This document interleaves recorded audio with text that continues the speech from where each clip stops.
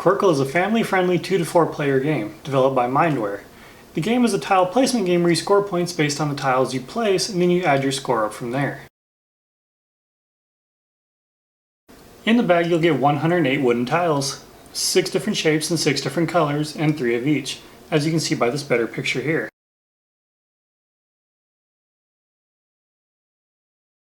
The tiles themselves come in 6 different colors: blue, red, green, purple, yellow, and finally orange.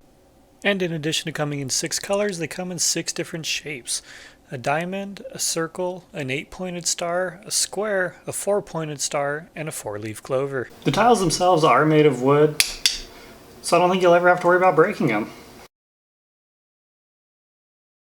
Setting up for the game is very simple as well. To do so, simply everybody takes their 6 tiles from the bag, places them in front of them, and that's your opening hand. Whoever can make the longest opening play is the first player to go. A proper turn placement is either all of the same color or all of the same shape.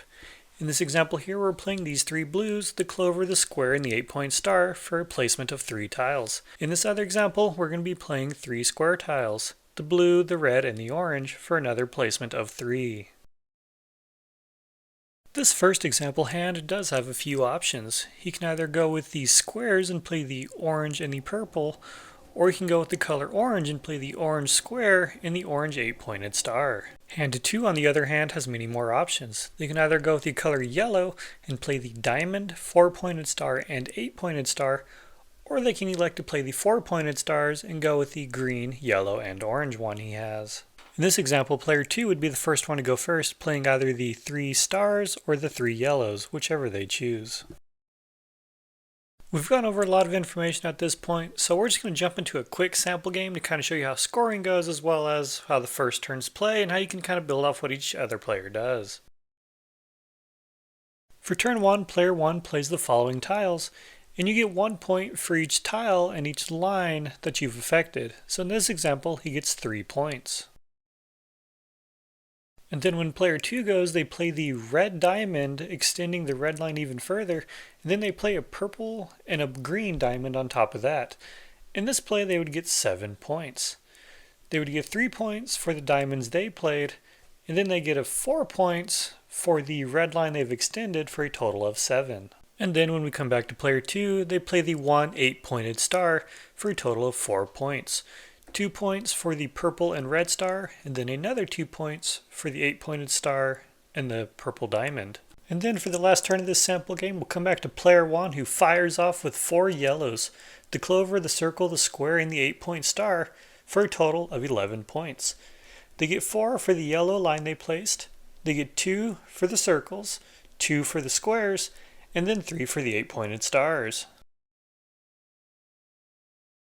As we had discussed in proper tile placement, you can only have 1 of each symbol of the same color, or the same symbol in all the different colors, but there's only 6 of each. So what happens when you make a line of 6?